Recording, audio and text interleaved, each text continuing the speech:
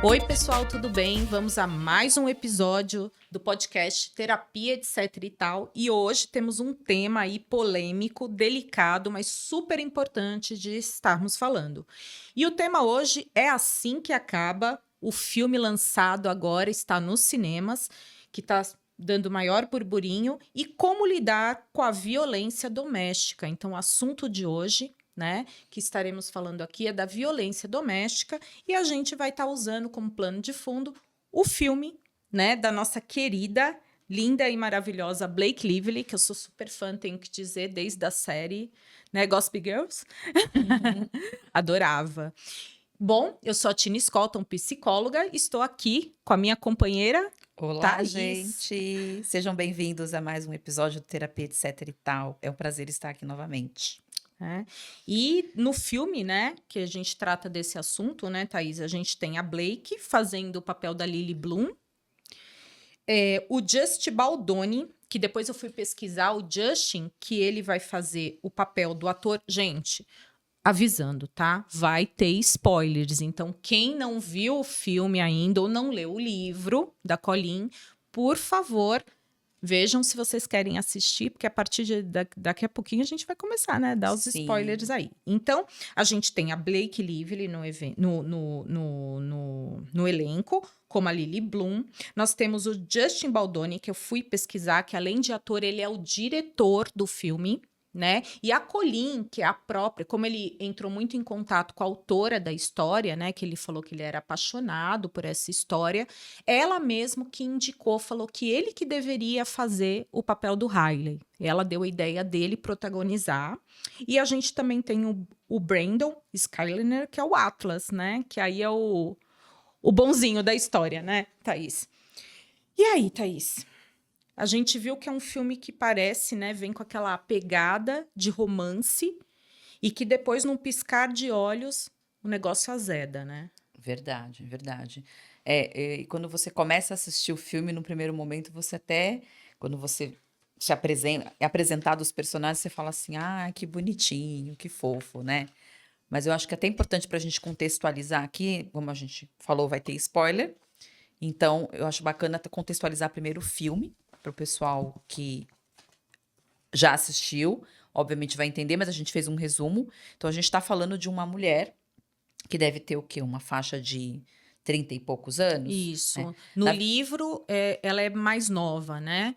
Mas no filme eles preferiram ser uma mulher a partir dos 30, 35 anos. Isso. Então, a gente é apresentado a Lily Bloom, que é uma jovem empreendedora que vai para Boston buscar o sonho dela, que era abrir uma floricultura. O filme, na verdade, ele começa com ela no velório do pai, e ela tinha que falar coisas positivas sobre o pai, e ela não consegue. Depois, no decorrer do filme, a gente vai entender o porquê. Mas, a princípio, ela, né, depois disso, ela vai para Boston, vai falar sobre ela empreender, abrir uma floricultura, que era o sonho dela. E nesse meio do caminho aí, depois da morte do pai, ela conhece um cara gatíssimo num rooftop. Ali era um rooftop, né? Se não me engano, de uma cobertura. Eles estavam na cobertura, em Isso. cima ainda da cobertura, né? Isso. Então ela tá ali, né? Ali pensando sobre a questão do pai, etc. Sobre o enterro do pai. E aí chega um cara gatíssimo, que é o Riley, que é um neurocirurgião, bem sucedido. Só que quando ele chega na cobertura, ele chega chutando uma cadeira. E ele não percebe que ela tá lá, né? Exatamente. Porque ela tá no parapeito, escondidinha. E aí ela, né, toma um susto e tal. E aí, enfim, rola um clima ali entre eles, ele pede desculpa e tal, tal, tal. Só que assim, o que eu achei interessante no filme é a sutileza das ações de violência, né? Então, ali ela conhece ele, vê esse comportamento mais agressivo, mas ele é bonitão, encantador, charmoso. E aí, no decorrer do filme, depois que ela abre a floricultura, em algum momento ela faz amizade com uma personagem, que eu não vou lembrar o nome dela agora, que coincidentemente é irmã do Riley. E aí, a irmã do Riley começa a trabalhar na loja dela, ele chega, aí eles se encontram de novo, e aí rola um romance, eles se envolvem, e assim, né, Ao decorrer do filme. vai seguindo o filme. Mas aí é, começam a aparecer comportamentos dele É. que parecem muito sutis e que você fala, será que é uma violência? Será que não É. é?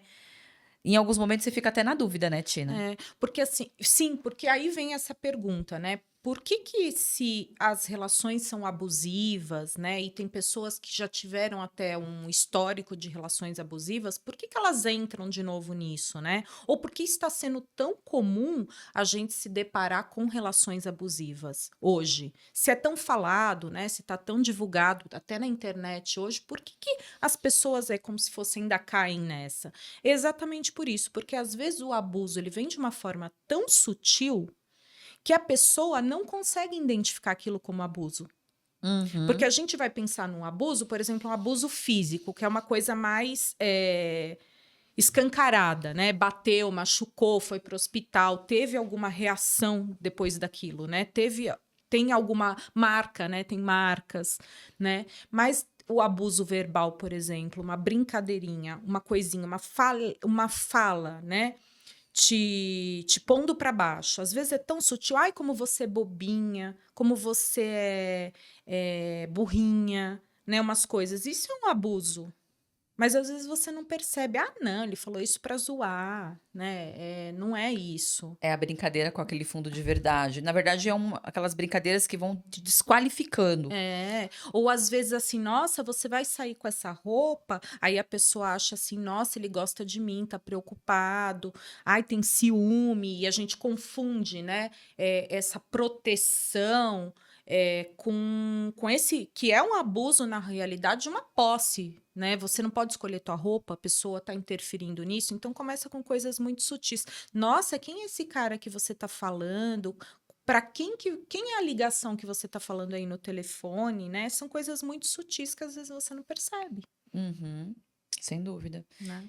E aí a gente vai olhando ali no decorrer do filme, é, passa ela nessa relação com o Riley, né? Uhum. Mas também vai trazendo algumas memórias do passado, no qual elas teve um envolvimento com um rapaz chamado Atlas, que foi um romance de adolescência, e que foi uma paixão dela, e etc. E ele era um cara bem bacana, mas enfim, por coisas da vida, eles acabaram se separando, até porque aí apresenta-se o pai, é isso. O pai é apresentado ali na história como um homem que era violento e abusador com a mãe. É. E ela vivenciou, ela passou por isso, e isso traumatizou muito ela. E isso explica por que que ela não consegue falar no velório do pai sobre coisas boas a respeito do pai. Porque ela tinha uma memória afetiva negativa por conta da violência que ele praticava com a mãe dela. Só que, em algum momento do filme ali, gente, eu tô resumindo bem, tá? Vai se apresentando ali essas lembranças dela. O pai acaba dando uma surra no Atlas quando Né, descobre que que ela eles tá envolvida estão. com ele. E aí ele vai seguir a carreira, acho que se não me engano, acho que ele vai Ele vai um primeiro pro exército, exército. né? Ele vai pro exército e ela segue a vida dela, enfim, cresce ali, vai cuidar, né, trabalhar com a questão das flores, das artes, etc. E aí no meio do filme ali, ela reencontra o Atlas e aí desperta de novo aquele sentimento. Nisso ela já está casada com o Riley, porque ela casa com ele. É. E aí é um ponto que eu acho que é um ponto de virada ali no filme. Não por conta necessariamente dela ter encontrado só um amor do passado, mas tem uma fala que eu achei muito importante no filme, que ele, numa das brigas que ela acaba tendo com o Riley, ele acaba machucando ela. É o momento que eles estão na cozinha, Uhum. ele tá fazendo alguma coisa no forno. E aí eles estão juntos ali, né, no pega-pega, etc. E aí Queima a comida. queima a comida. E aí ele vai correndo pro forno para tirar a travessa do forno. E aí ele se queima e aí ele, sem querer, dá uma cotovelada nela. E aí ela se machuca, enfim. E aí quando ela vai num restaurante com o marido, com o Riley, ele pede desculpa, só voltando, ele pede desculpa pra ela, dizendo que foi sem querer, etc. Ela entende que foi sem querer. Aí eles vão no restaurante, ela encontra o Atlas, que por acaso era o dono do restaurante. E aí ele fica bravo, achando que ele tinha batido nela propositalmente. E aí eles brigam no restaurante, dá uma confusão lá. E aí o Atlas fala pra ela: você vai passar a mesma coisa que a sua mãe, você vai sofrer o mesmo tipo Comparou ela com a mãe. de violência com a mãe. E eu acho que ali ela começa a ficar esperta. É. Eu tenho essa sensação. Ela começa a ficar atenta, mas ainda assim ela não acredita, né, Tina? Não, porque tem uma situação quando você pega o livro por ser ter que descrever melhor a cena, por a gente não estar vendo a cena, né? O livro é mais descritivo, tem uma alteração aí numa fala que eu acho muito importante nesse primeiro episódio de violência aí que difere do filme.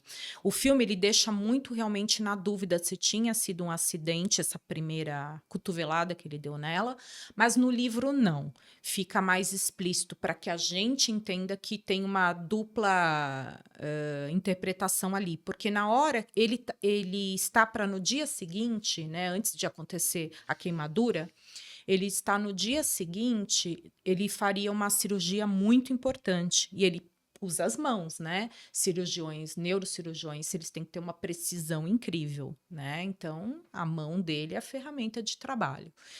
E quando ele pega a travessa e se queima, ela começa a rir, porque ele fica gritando, ai, ai, ai, ai, ai. E quando ela ri, ele fala para ela, para de rir de mim. E aí que acontece a cotovelada. Mas ela ri na hora do nervoso, achando que ele tá, né? E não foi isso. E aí ele dá a cotovelada porque ela riu dele. Então fica um pouco mais explícito no livro que realmente ele ficou bravo por isso, né? E aí rolou a cotovelada. Então tem essa coisa que fica mais de se pensar que não aconteceu.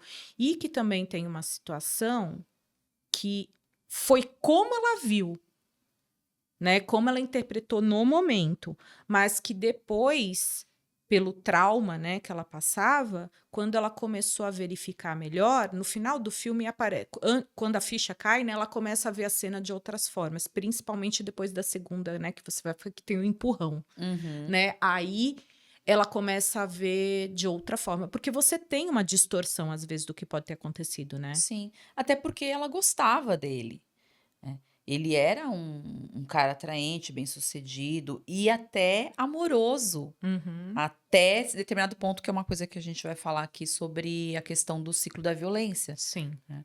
Então, a princípio, parece que ele não fez de propósito, né. Mas aí no decorrer do filme acontecem várias coisas que a gente vai comentando aqui, conforme a gente for falando dos pontos que a gente precisa ter atenção quando a gente pensa em termos de violência doméstica. Porque a gente tem um ciclo de violência É. e existem diversos tipos, que a gente já falou em posts do Instagram.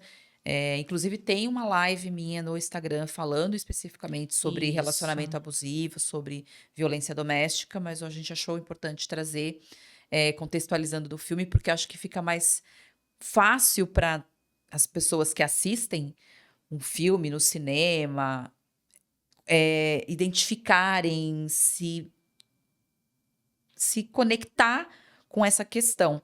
Porque, como a Tina falou, a gente fala muito sobre isso, mas quando você está dentro da situação, É diferente. a pessoa não enxerga, gente. Assim, eu tenho alguns casos em consultório, inclusive, de mulheres que você está percebendo ali que está indo para esse lugar de uma violência, no caso psicológica, que a Tina vai falar aqui dos tipos, mas a pessoa não nota, porque a pessoa não. Eu sempre falo, né? Ninguém é 100% bom, ninguém é 100% mal. Então, em algum momento, se essa pessoa fosse tão horrorosa, você não teria se casado, você não teria se envolvido com ela. A princípio, ela vai trazer coisas que parecem positivas, mas não quer dizer que ele não seja uma pessoa violenta, não quer dizer que ele não seja uma pessoa abusadora. Mas a gente admitir isso é muito difícil, porque a sensação que a gente tem quando tá num relacionamento assim é de que a gente tem culpa, ou de como eu não vi isso antes. Mas é difícil mesmo, até porque geralmente eles são manipuladores também, Sim, né. tem o Então narcisismo aí então é envolvido, difícil de perceber, principalmente, é. né.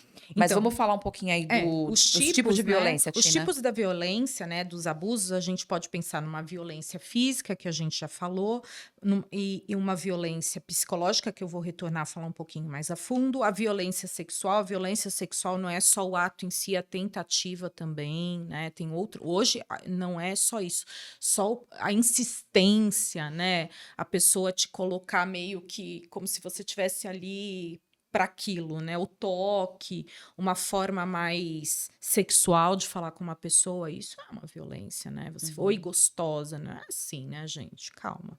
Violência patrimonial, né, que tem muito isso, e a violência moral. Eu queria voltar um pouquinho na violência psicológica, que a gente fala que é bem sutil às vezes, né? Começa muito sutil e é um tipo de violência que ela vai impactar muito em gatilhos, né?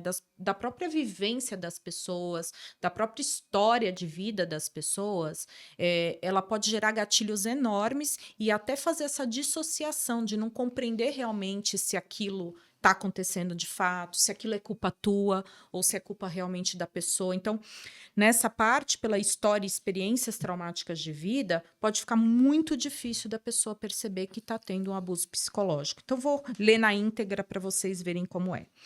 Violência psicológica é qualquer conduta que cause dano emocional e à saúde mental, ou que prejudique a autoestima, perturbe o desenvolvimento ou degrade ou impeça suas ações, comportamentos, crenças e decisões. Exemplos: perseguição, constrangimento, humilhação, manipulação, né? Então, é muito amplo, eu acho, que essa violência psicológica, mas, ao mesmo tempo, ela não tem o objeto, né? Você não consegue ver.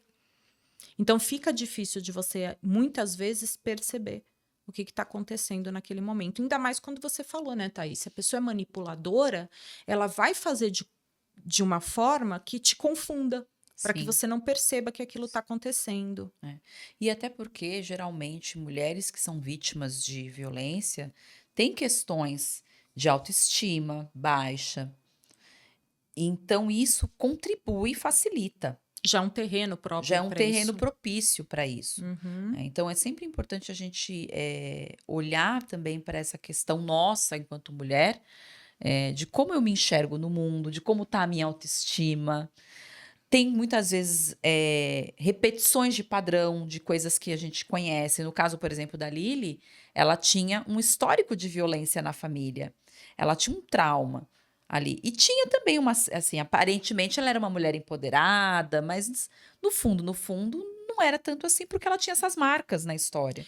Então, são Sim. diversas coisas no contexto da nossa vida que podem contribuir para que a gente caia nesse tipo de relacionamento. Porque se a gente for ver bem, né, por exemplo, por mais que ela tenha tido já uma experiência com esse pai, né, aí a pessoa fala, nossa, eu tive uma experiência com esse pai.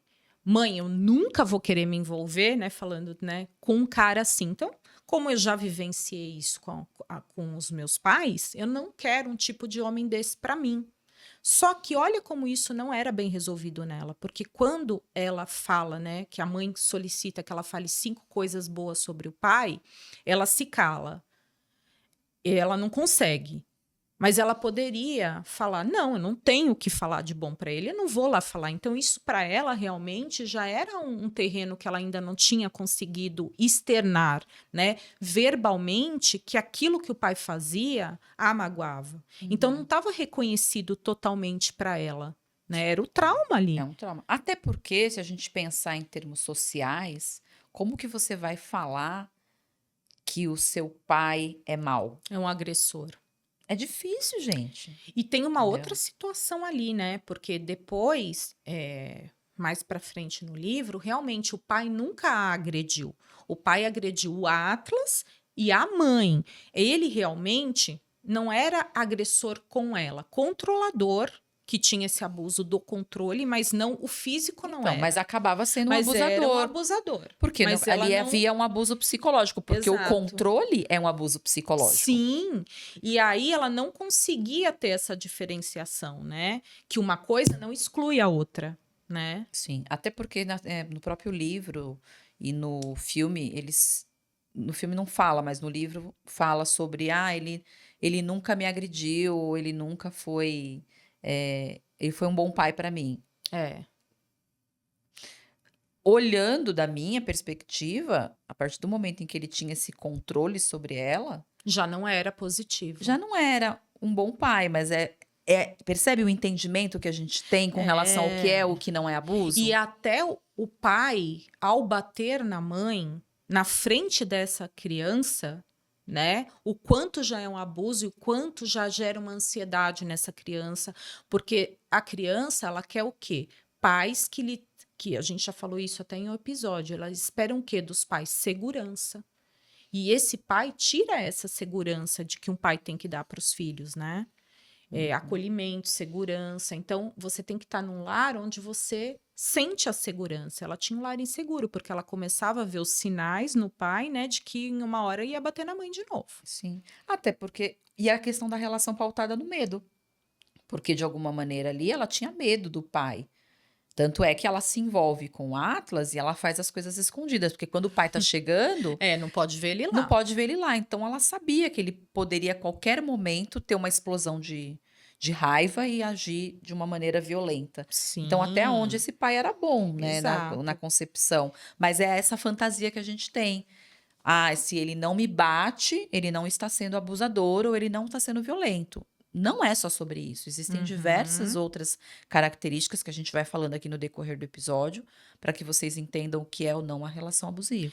E tem um outro abuso agora que a gente vai falar na contemporaneidade, né? Que a gente vai falar do abuso tecnológico, que eu acho que entra aí, né? Ele está um pouco colocado no abuso moral e psicológico, mas eu acho que entra muito aí o tecnológico, a parte, acho que vale a pena, né?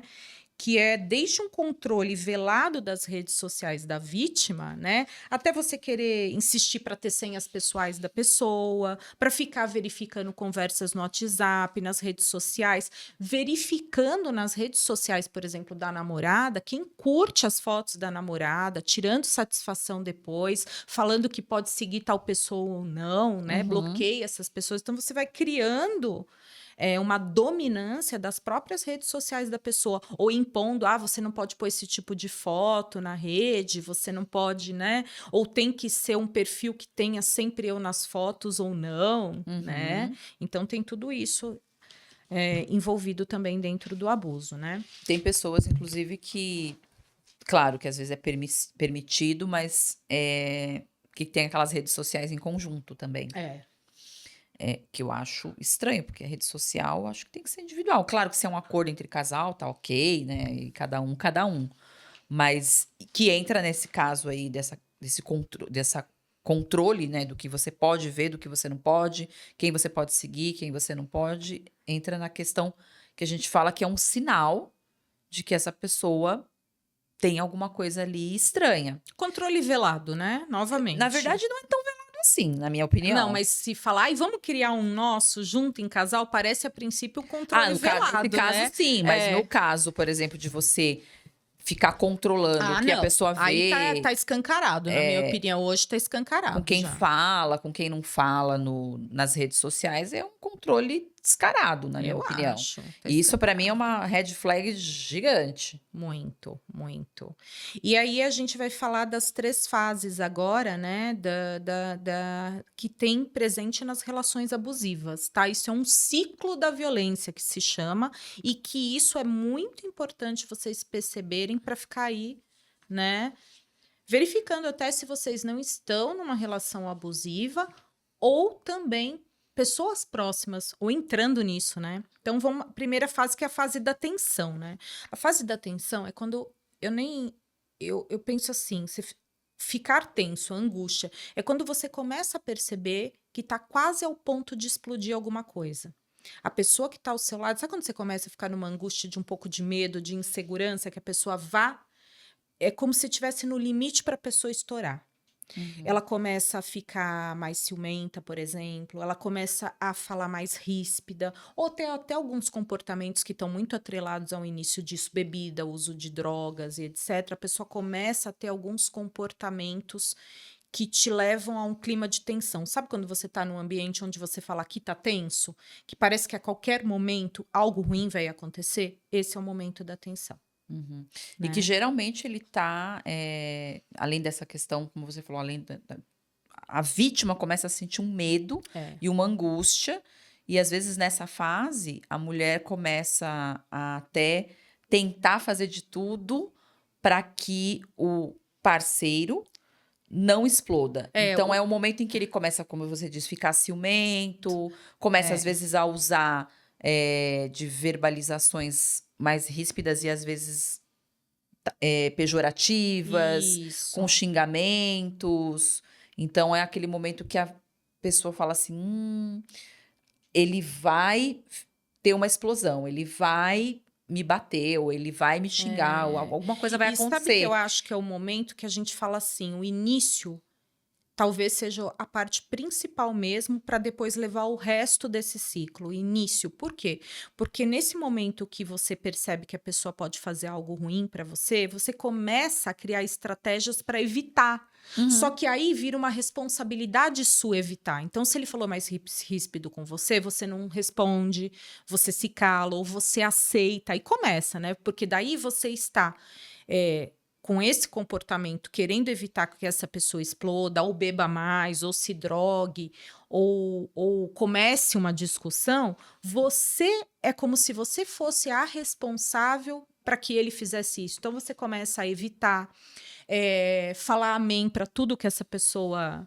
Né, para evitar a própria briga. Então, fica como se a responsabilidade do início de qualquer conflito fosse seu. Sim. Você começa a Né? pisar em ovos, na verdade. Exatamente. Você tá na relação sempre pisando em ovos. E isso eu acho uma coisa muito importante, gente. Eu sempre falo isso. Se você tá numa relação na qual você não pode ser você mesma, onde você não pode ser natural, onde você tem essa sensação de que tá pisando em ovos, reveja. Revejo. É Porque como se isso você é um ponto É, crucial para você identificar que está numa relação abusiva. uhum. Porque se eu não posso ser natural, sei lá, não posso usar a roupa que eu quero, não posso falar do jeito que eu quero, não posso ter os amigos que eu Não pode quero. se posicionar quando se vê Você necessidade. está sempre com medo da reação da pessoa com a qual você escolheu para caminhar junto com você, então alguma coisa está errada. Então, eu acho isso um ponto crucial, fiquem atentas. Exatamente. Você tá fazendo aquele esforço imenso para, né, para ficar bem ali, tá Para estranho. agradar o parceiro, Tá porque muito tem muitas estranho. mulheres que, às vezes, nessa questão, né, do acúmulo da tensão, começam a, por exemplo, sei lá, tá numa festa, por exemplo. Ah, eu tô numa festa com as minhas amigas, e aí ela vira pra amiga e fala: ah, eu preciso ir embora logo, porque senão o fulaninho vai ficar bravo, ou o fulaninho vai, Vai azedar. vai azedar comigo. Oi? Que é uma forma de uma forma de evitar a Que história chegue no da ápice. tensão. É uma Mas forma que você começa a evitar situações, é isso. e aí, para evitar a tensão do parceiro, vamos colocar aqui o da situação, imagina como está seu grau de ansiedade.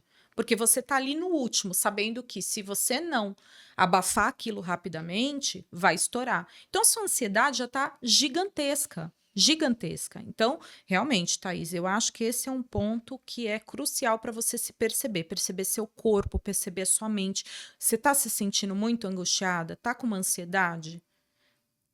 Não é positivo para você, né? Então, alerta, red flag total aí. Sim, O sim. momento de crise, a fase crise, que é a sequencial, tensão primeira, a sequência é a crise, é propriamente quando já estourou, o negócio explodiu.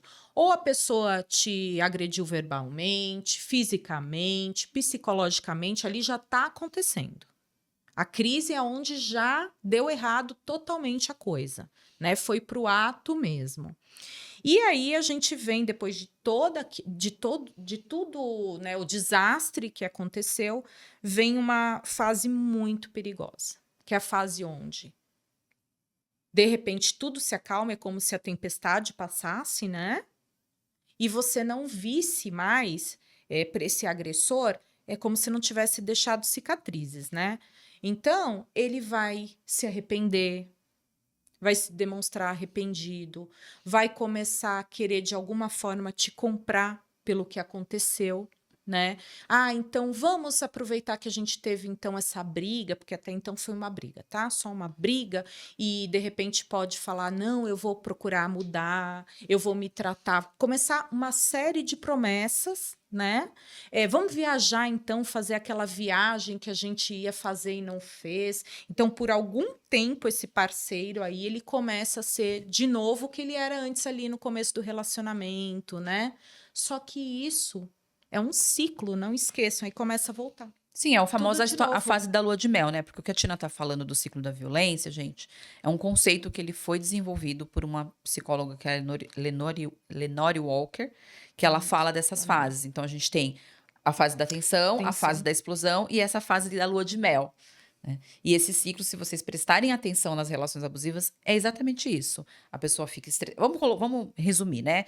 Uma tensão, um estresse, uma sensação de que algo vai acontecer, o ato de violência e depois o arrependimento. É isso. E esse ciclo ele se repete diversas vezes. E aí as pessoas falam: nossa, por que que a fulaninha não sai da relação? Nossa, mas ela não tá percebendo? Não, porque, gente, tem um fator emocional envolvido. Você escolheu um parceiro para sua vida, você gosta daquela pessoa, você não enxerga. Como que você E vai a pessoa faz uma desconectar, né, promessa, rapidamente isso? Exato, a pessoa faz uma promessa de que ela vai melhorar, de que ela vai mudar, ele vai se tornar carinhoso. E muitas vezes, dependendo do grau da sua questão de autoestima, de como você se enxerga, enfim, de como você está emocionalmente, às vezes você até interpreta esse comportamento como um comportamento de amor. Quantas vezes a gente não ouve mulheres falando: ai, ele me bate. Eu já ouvi isso, gente, de verdade.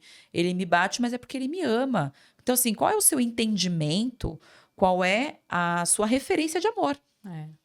Eu acho que a gente agora pode até voltar alguns exemplos do filme, né? Quando acontecia isso, o Riley fez aquilo, né? Na primeira vez, daí ele vai compensando ela de outras formas, né? Ele apoia o trabalho dela na floricultura, né? Essa parte sempre dele colocá-la como uma mulher empreendedora, tudo, ele demonstra muito isso, né? E tem uma parte também da vitimização, onde ele coloca: ah, mas a mão dele era importante, né? Para trabalhar, para fazer a cirurgia, e eu não fui companheira dele naquele momento porque ele estava passando por uma situação, né, de tensão, e aí eu não consegui ser a esposa perfeita ali, né? E tem também uma parte onde ela que ele descobre que o Atlas é o Atlas, que ela já contou pra ele uma vez que foi o primeiro namorado, porque ela diz, né? Ela fala que ela namorou quando eles estão, a primeira vez que eles se veem, ele fala pra contar verdades nuas e cruas, né? Aí ela fala que ela namorou, o primeiro namorado foi um mendigo, que era o Atlas, porque tem uma história que ele morava na casa, perto da casa dela, e era uma casa que estava abandonada, então ele usava como um abrigo, né? Ele usava roupas velhas, mas ele ia na escola, então ela fala dessa forma dele, e ele: nossa, que história interessante, e começa a conversar sobre isso, né? E aí ele fala assim, e ela fala: agora me fale, né? Uma verdade nua e crua. E ela fala: do que você tá pensando, sei lá, nesse momento? Ele fala: ah, eu queria transar com você agora, na primeira. Ele já é mais agressivo nas falas, né? Se a gente perceber, mas também é sutil. E você passa um negócio, Thaís, que você falou, quem tá assistindo o filme, é verdade, ele invade um pouco os espaços, Sim, né? é verdade. Ele tem uma postura de agressividade que parece aquela coisa de atitude. Viril. né? Dá essa sensação. Então, toda vez que ele vai falar com ela, ou que ele vai abordar ela, logo no comecinho mesmo, ele pega ela, sabe quando a gente brinca, pega de jeito? Tem a pegada? Tem aquela coisa que fala: ah, que pegada, mas é aquela coisa meio invasiva. Quando ele vai falar com ela, ele vai meio que projeta o corpo pra frente. O pavãozão, né? Ele assim. tem esse comportamento. Né? Então, isso você já vê que é um. Não tô dizendo que todo mundo que faz isso vai ser abusador, tá, gente? Pelo amor de Deus, não é isso. Mas essa postura corporal também denota muito sobre a forma dele de ser. Ser mais invasivo, ser mais agressivo. Acho que ele essa é a tem isso. palavra. E até a hora, né, que quando ela percebe que ele tá chutando as coisas, tudo bem que ele tem um motivo aí, porque ele perdeu um paciente, né, ele não Tem um conseguiu motivo que salvar. não justifica, Não, né? aí que tá, ele tava bravo porque ele perdeu um paciente, ele não conseguiu salvar o paciente. Como neurocirurgião, ele é Deus, ele tinha a obrigação de salvar o paciente. Já tem isso que a gente mostra um pouco de um comportamento narcisista ali, né? Mas que fica mais evidente para quem lida com isso, né? Então, profissionais, tipo psicólogo, psiquiatra, alguma coisa, talvez visse isso. Mas é muito sutil para quem não sabe, Sim, porque né? Ele você olha e tem fala, isso. nossa, ele tá bravo porque ele Aí não ele conseguiu começa. salvar o paciente. Ele chutou as espreguiçadeiras ali, ok, né? Ele levou a agressividade dele para um objeto, né? Para objetos, mas tem uma agressividade aí que está saindo dessa forma, né? Como chutar coisas, não que depois vai ter uma outra coisa que ele quebra o celular dela. Sim. Né? Então, ele vai direcionando, além da pessoa, ele também direciona essa agressividade por objetos. Tem pessoas que quebram tudo, né, na casa. Depois tem um documentário que eu vi que depois eu vou citar mais pra frente. E até falando disso, já que você citou, gente, essa é uma outra coisa importante quando a gente pensa na relação abusiva. Muitas vezes, o agressor, ele começa a quebrar objetos como ele. Começa aí, né? Começa com coisas. Aí eu brinco. Primeiro ele começa com coisas, depois ele vai pra tua cara. De fato, é essa a palavra que eu posso dizer. Mas é mesmo. Aquele cara que É como soca se a ele estivesse parede. testando, né? Ele soca a parede, ele chuta a cadeira, porque assim, ele tinha um motivo. Ele tá bravo, mas ele tinha um motivo. Gente, não. Essa é uma forma de expressar raiva que Mas não é uma forma de expressar a raiva de forma saudável. Exato, é isso que eu ia dizer. É uma forma de expressar raiva extremamente primária, com violência. Nada justifica você quebrar as coisas dentro de casa ou chutar a espreguiçadeira do prédio, no caso lá do Riley. Não existe isso. E aí tem como é desconexo a proporção, né, da coisa. Porque vamos pensar, ele perdeu um paciente e mais pra frente no filme a gente vai perceber que ele teve uma situação traumática na vida dele, que foi a perda do irmão. Eles encontraram uma arma, né? E a arma estava carregada, a arma do pai, o padrasto, eu não lembro. Ele encontrou a arma e ficaram brincando. E ele atirou no irmão. Estava carregado, ele não sabia, ele matou o irmão dele. Não é só o Riley, o irmão, o Emerson, né, que é o irmão dele, e a Alissa, que é a outra irmã, né? A princípio a gente acha que eles são um casal de irmãos, mas a gente vem no decorrer do filme a descobrir que eram 3. E ele, como uma criança pequena, tem que viver com trauma de ter tirado a vida do irmão num acidente, sim. E quando acontece esse assunto que ele perde essa criança no hospital, que ele fala no dia que ela conhece ele, foi exatamente a mesma coisa que tinha acontecido. Um irmão matou o irmão com uma arma também. E isso, né, acessou nele coisas. Mas o que tem isso a ver com ele espancar a mulher dele, né? É totalmente desconexo, né? Sim. Ele tinha os traumas dele, tinha as questões dele, mas isso não justifica. Não justifica, exatamente. Mas a pessoa teve uma vida difícil e tem comportamentos mais violentos. Sim, é possível, né? Crianças que viveram em lugares violentos ou passaram dificuldades financeiras podem sim vir, né? A gente tem que falar do ambiental, não só do genético, enfim, de série de coisas que podem ter, ou de uma doença associada, de um transtorno. O fator ambiente, ele é muito realmente estressor e ele é muito importante. Só que a pessoa tem uma escolha de se cuidar, tratar, olhar para isso, né? Sim. E não achar que aquilo, eu sou assim e vou ficar assim e tá certo. E tá descontando em outras pessoas. Né? Sim, porque o ambiente, ele pode sim desencadear diversos gatilhos, ser propício para determinadas coisas, mas se fosse assim, então vamos... Todo mundo, né? Faria isso. Quem não tem trauma, quem não passou por situações estressantes, Exato. Que podem jogar a violência para fora de uma forma negativa. Exato. Não é isso. Né? Então, o que você faz? Aí vem a frase, né? O que você faz com o que fizeram de você, que é muito bem-vinda aí, né? Porque é tua responsabilidade, seus comportamentos. né? Então, Exatamente. se responsabilizar pelos seus atos é a primeira coisa que tem que fazer e não pôr a culpa no outro, né? Isso a gente vê muito acontecendo. Ah, eu fiz porque. Na relação abusiva é muito presente isso. Eu fiz isso porque você me provocou. Opa, isso é comum porque aí você Você me culpabiliza o outro, provocou, você culpabiliza a vítima. terceiriza. Ah, eu fui mandado embora na empresa porque aquele meu diretor, ele é ruim. E às vezes a gente vê a pessoa tendo comportamentos lá dentro, por exemplo, de um assédio moral, foi mandado embora, às vezes por justa causa lá dentro. Uhum. E aí ele vai terceirizar a culpa, né? Ou É, terceirizar a culpa. Ah, eu sou assim violento porque eu na infância matei meu irmão, irmão. Pera, fiquei traumatizado. né? Não, não é por Se aí. você percebe que, né, aí é uma dica que é geral, se você percebe que, de alguma forma, algo que aconteceu com você está sendo disfuncional, está te trazendo um prejuízo nas suas relações, o importante é buscar ajuda.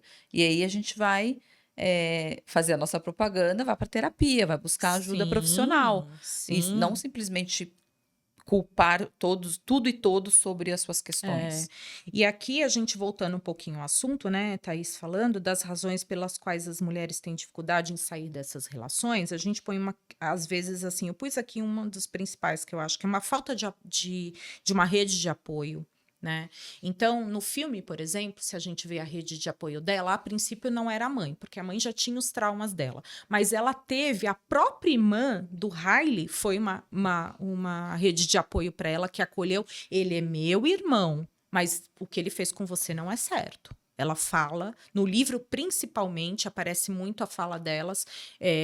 Desculpa, ela pede no livro, ela fala assim: desculpa, Lily, eu não sabia que ele era capaz de fazer isso, porque ali no contexto ele nunca foi agressivo com a irmã e com as mulheres da família. Então ela não tinha esse histórico dele ser assim, né? E aí a gente vem depois, né, a trabalhar melhor que ele tinha uma obsessão na Lily. Porque como ele era uma pessoa muito fria, falou que nunca ia se apaixonar por ninguém, tudo, ele meio que a Lily deixava ele muito, como que se fala? Aberto ao afeto, né? É como se ela controlasse ele afetivamente, É na porque, na cabeça verdade, dele, né, eu né? acho que por Na ele ser. cabeça dele. Porque vamos pensar, ele era um neurocirurgião, bonito, bem-sucedido e que podia ter a mulher que quisesse, certo? De repente ele se apaixona? Ele se apaixonou por uma mulher que era muito diferente dele, porque a Lily Sim, era um estilo mais solto, mais livre. Eu brinco, ela era um espírito mais livre, sim. ligada a artes. E assim, venhamos e convenhamos, né? Ela não se abre toda para ele logo no começo. Tanto é que quando ele fala que ele é neurocirurgião, ela tem uma crise de riso, porque ela não acredita, porque para ela aquilo não era importante. E até pro narcisismo dele, conquistar a Lily, na minha opinião, era um desafio. E como ela também não se abriu e falou, se ficou toda encantada, nossa, seria um neurocirurgião, uau, ela tratou aquilo como até algo que não era tão A princípio, importante. ela nem acreditou, né, que ele era. Ela falou: Exato, ai, tá muito bom pra ser verdade aqui nesse. eu acho. Então, eu acho que também rolou ali um desafio para ele dela não ser a pessoa, porque assim, uma mulher, né, geralmente ali numa situação ia ficar talvez encantada com todos aqueles atributos. Ela, para ela, ó, achou engraçado, achou que ele não era nada daquilo e ela não se abriu logo de cara, ela não se envolveu logo de cara, porque no começo do filme, voltando um pouco, ele fala na cara dela: quero, né, transar com você. Acho que até poderia rolar ali, mas ela não foi. É, Ele não teve o que ele queria na hora que ele queria. Eu acho que tem um pouco disso. isso. Então entra nessa questão do narcisismo e o fato dele não ter o que ele queria no momento que queria fez com que ela se tornasse um desafio e talvez isso tenha ajudado ele a criar essa obsessão de querer tanto a Sim. Lily na vida dele, Isso. né? E no filme não mostra, mas no livro cria-se isso, porque antes dele ir embora no terraço, que ele tem uma chamada lá, né, do hospital de emergência, aí que ela cai a ficha que realmente ele é neuro, né, cirurgião, que ele tem que sair correndo e deixa ela lá. Ele tira antes uma foto dela na espreguiçadeira. Uma foto do celular dele na espreguiçadeira. E futuramente, quando ela vai na casa da irmã, né, para uma festa da irmã do Riley, mais futuramente, ela percebe um quadro na parede grande com uma foto distorcida. E quando ela olha com mais atenção, ela vê que é essa foto do dia do terraço. E aí, pra gente, fica mais... ele tinha esperança de encontrá-la de novo, né? Na cabeça dele. Tanto que ele fala também no filme e no livro que ele foi várias vezes no terraço para ver se encontrava ela de novo. Ela não foi. Né? Acabou encontrando ela na loja. Mas ele já tinha essa obsessão que ele pôs no meio da sala principal um quadro dela, né? Da figura dela. Uhum. Tem isso um pouco também, que revela. E o ciúme, né? E tem uma outra fator aí que pega no narcisismo dele e nesse ciúme, né? Que ela tem uma tatuagem, né? De um coração que tem... Essa tatuagem tem a história com o Atlas, Uhum. né? Que simboliza o amor deles, né? Simboliza uma história aí.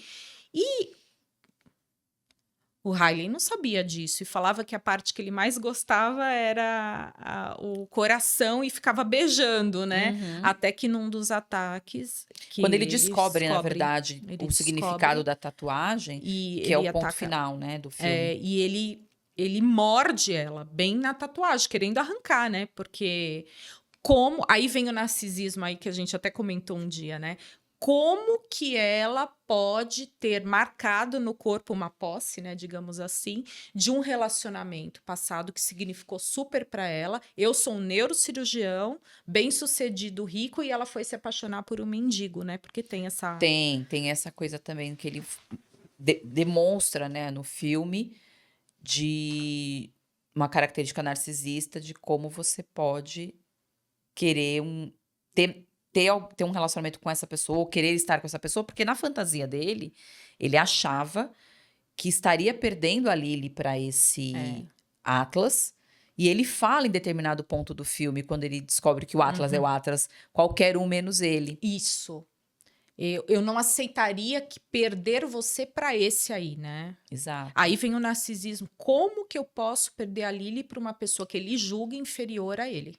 Exato. E aí isso está dizendo muito mais dele do que dela, né? Porque Sim. ele se pôs ali... Não, eu não posso ser trocado por uma pessoa inferior. Sim. Que apesar que, assim, se a gente pensar nesse tipo de relacionamento, esse tipo de parceiro, ele sempre acha que ele é melhor do que o outro. Sim. Só que ali naquele caso, como ele sabia da história, então ficava mais explícito, vamos dizer assim. E essa história da tatuagem é interessante, porque até então ele dizia que era a parte que ele mais gostava dela. E quando ele descobre que aquela tatuagem tinha um significado que tinha relação com Atlas, ele tenta arrancar aquilo do corpo dela. Olha, você falou aquela questão da posse mesmo, Ele queria do corpo tirar, dela. A posse do corpo, esse Do corpo é meu. É. Né? Que é o momento, acho que, principal ali, principal não, mas acho que o desfecho final do filme, que é o momento em que ele tenta, de alguma maneira, não fica claro no filme, não sei no livro, que ele tenta forçar ela para uma relação. Sim, no livro fica mais explícito ainda. Não sei se ele chega a ter a relação. Não, no livro, mas ele tem a tentativa, porque daí é tentativa de estupro, né? De todo caso teve a tentativa. Exato. Né? E aí é o momento em que ela sai de casa. Ela sai, ela espera ele apagar, digamos assim, ela sai escondida. No livro conta mais como foi a tensão para ela sair de casa e ir pra... E aí, a gente falando da rede de apoio, que daí ela teve a rede de apoio do Atlas também, porque como ele já viveu situações abusivas na infância, ele sabia também das relações dela, ela vai e busca ele. A primeira pessoa que ela ligou, na realidade, foi para ele. Ela se abriga lá um tempo, no livro esclarece melhor. Tem personagens que no livro aparecem que são amigos do Atlas, que vão à casa dele porque eles têm um dia da semana que eles jogam, eles tomam cerveja e jogam e se reúnem, e ela sabe jogar, eu não lembro qual jogo de baralho que era, mas era um jogo lá, e ela joga muito bem, e ela interage com esses amigos do Atlas, e ela verbaliza o que ela tá fazendo lá no Atlas. Na casa do Atlas, é a primeira vez que ela fala, estou aqui porque meu marido bateu em mim, aconteceu isso, aconteceu aquilo, o Atlas é meu ex e eu tô grávida.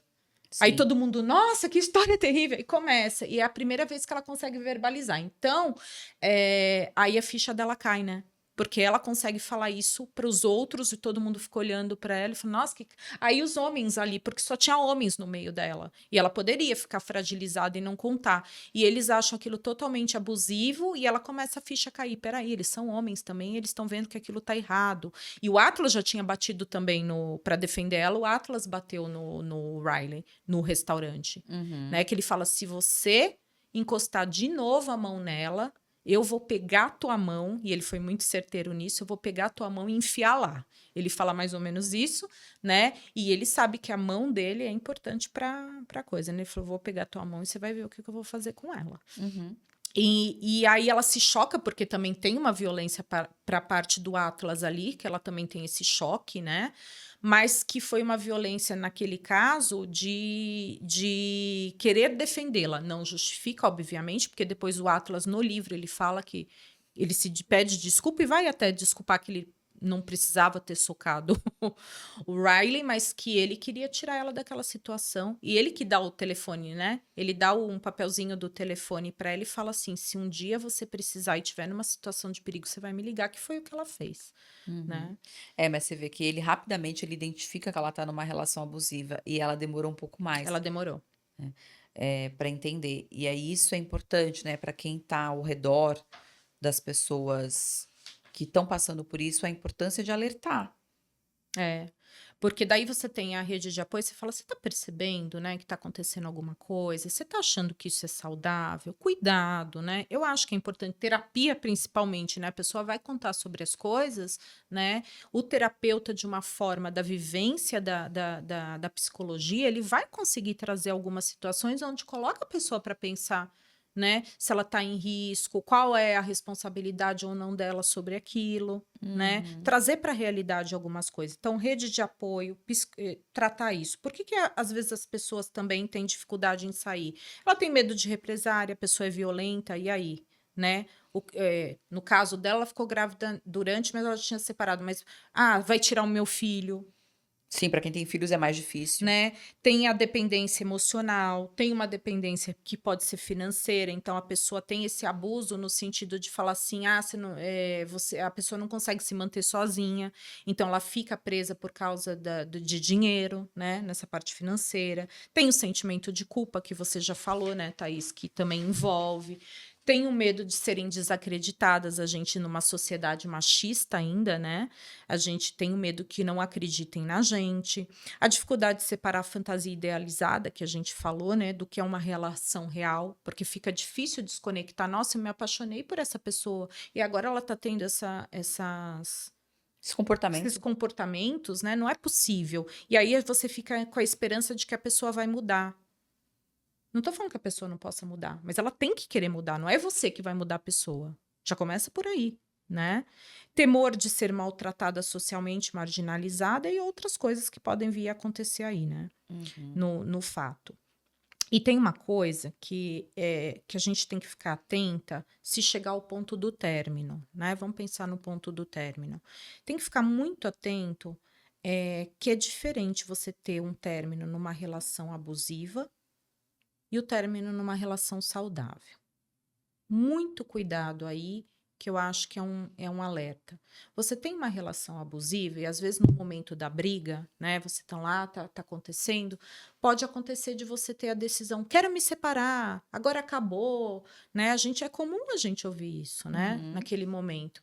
E pode ser perigoso, porque se você tem uma pessoa que tem um antecedente de ser abusivo ou bateu, tem arma em casa, se droga, pode ser uma série de coisas, já tem um antecedente violento, a recomendação é não termine com essa pessoa presencialmente. Busque uma rede de apoio. Se tiver que terminar, não termine presencialmente. O índice, hoje tem um índice aqui, que as pessoas dentro de relações abusivas, elas podem chegar ao parceiro matar em 70%. Essas mulheres é na hora do término. Términos presenciais. Então, se você identificou uma relação abusiva, a primeira coisa é você buscar a sua rede de apoio. No caso, ou denúncia, polícia, pedir medidas, né, protetivas, né, contar com alguém, sair do campo de visão dessa pessoa. Outra coisa, Terminou essa relação, evite de ver essa pessoa. É contato, a princípio, é contato zero. Contato zero com essa pessoa. Tanto pessoal, mídias sociais, tudo. É contato zero com essa pessoa. Se você tem filhos com essa pessoa, tem um vínculo ainda, é contato mínimo. E até porque existem, inclusive, mecanismos legais com relação a essa questão de filhos, que é algo que, se vocês tiverem dúvidas, se vocês quiserem saber, nós temos, né, uma colega nossa, que é a Isabela, que ela trabalha com causas voltadas para violência de gênero, causas familiares. A gente deixa o contato dela aqui na descrição do vídeo, que ela tem formas de usar mecanismos legais para lidar com essa questão, por exemplo, quando envolve filhos. Uhum, uhum. Antes de dar, né, todos os contatos, eu queria falar rapidamente, a gente já está aqui com o tempo alto, mas que eu vi esses dias, até para trazer aqui, quem puder assistir também, eu vou colocar na descrição aqui do vídeo, Amber, o Depp versus Amber, a Amber Heard, né? O caso que teve da separação do Depp com a Amber, né? Tem um documentário contando do processo que ele fez por difamação dela em relação a ele, porque ela tinha falado que ele tinha batido nela, né? Que tinha tido abuso físico. Tá? Quem puder assista, cada um tira suas próprias conclusões, né? Eu tenho aqui, assim, um outro tipo de abuso que eu acho que é abuso dos dois ali, tá? Eu vi um casal, sabe aquele casal explosivo? Né? Então, por um lado, a gente tem Johnny Depp, onde é um ator muito bem sucedido, reconhecido, e que tem uma coisa sempre com personagens, ele é querido pelos seus personagens. Então, a gente pode pensar no Jack Sparrow, né? Que já é um alcoólatra, mas ele é um alcoólatra divertido, que não é violento e etc. Então a gente já cria essa imagem da pessoa, né? Mas o Johnny Depp, ele é uma pessoa onde ele tem associado a muita bebida, né? O que realmente demonstra uma mudança de personalidade dele terrível, né, que foi colocado. Todo mundo que conhece o Johnny fala mesmo que ele é uma pessoa extremamente cavalheira, que ele é uma pessoa muito inteligente, muito. Todo mundo quer estar com ele do lado. Ele fala muito bem, ele é articulado. Ele é uma pessoa que traz leveza, ri, brinca. Quando ele está bem, ele não bebeu, ele não se drogou, porque ele estava usando oxicodona, estava usando cocaína e outras coisas. Ele vira outra pessoa. Tanto que no documentário mostra, ela gravou o vídeo com ele quebrando tudo, batendo que nem o Harley fez, quebrando, falando coisa. Ele tem um abuso verbal com ela gigantesco, né? Por outro lado, ela também era muito abusiva. Ela foi diagnosticada, né? Eles fizeram um diagnóstico dela como border, né? Também. Então, assim, é uma bomba relógio os dois juntos. Border e transtorno histriônico, né? E ela também, em alguns momentos, bateu nele, deu soco nele, né? E em alguns momentos ele conseguia sair e ir embora, porque ele tinha esse mecanismo da fuga, mas em alguns momentos ele chutou ela e tudo. Era uma relação tóxica. Era uma relação tóxica para os dois. Então, olha a bomba relógio que era. Ó, vários transtornos que ela tinha, já era uma coisa, né, colocada, e ele com aquele uso de droga, substância, um monte de coisa. Era a relação para dar, né? É terrível ali. Tem a história que teve cocô na cama que ela pôs antes de sair de casa, pôs um cocô do lado da cama dele, chamava ele de velho gordo e ele chamava ela de uma péssima atriz, que ela só tinha carinha bonita, que não ia fazer sucesso. Então, olha como o abuso também, às vezes, em algumas relações, tem pessoas que não podem estar juntas. Né? O casamento deles durou mais ou menos 1 ano e 8 meses, né? E sempre tinham brigas em vários âmbitos, né? Uma vez ela iniciava, outra vez ela iniciava. Então, assim, aqui não tem lados, né? Porque lá parece que você quer escolher um lado, não tem lados. Os dois eram abusadores e abusados, né? Sim. Então, cuidado também com esses tipos de relação, né? Sim, porque às vezes até se você, eu costumo dizer que tem pessoas que parece que incitam o nosso pior lado, porque todo mundo tem um lado positivo e um lado negativo. Pelo menos a grande maioria das Sim, pessoas. Vamos colocar a grande maioria dos neuróticos, todos nós somos. somos. A gente tem os dois lados, mas existem pessoas que parecem que nos incitam nesse lado mais negativo. E provavelmente ali, né, não vi o documentário, mas existe provavelmente uma repetição de ciclos. Não, não tenho como mensurar qual é a história de cada um ali, mas provavelmente sim. E às vezes a gente parece que, eu vou usar esse termo entre aspas, né, atrai determinados tipos de relação, mas é sobre isso, às vezes a gente acaba fazendo escolhas até inconscientes de parceiros e de relações que acabam remetendo a histórias que a gente já conhece, coisas que a gente já vivenciou e que aumentam, que vão dar gatilhar determinados traumas. Acho que isso acontece com bastante frequência, né? Que a gente fala que é a repetição. Sim. E aí, como sair desse ciclo, né? No caso da Lily, se a gente voltar um pouquinho para isso, né? A Lily, ela viu ali quando ela se viu grávida, né? Ela pensou na criança, ela não queria, né, expor a criança num relacionamento abusivo entre ela e o pai, né? Então ela deu preferência tanto que quando ela se vê com ele, com a criança no colo dele, tudo que ela vê essa possibilidade dele estar em casa sendo o pai dessa criança, se ela voltasse com ele, ela decide naquele momento realmente, a ficha cai, e ela fala, eu quero o divórcio, Sim. E é né? comum algumas mulheres, para deixarem os relacionamentos abusivos, como no caso da Lily, terem um fator muito. No caso dela foi o filho, a filha, no caso, para que ela conseguisse se libertar, apesar É, dela já ter saído de casa e etc.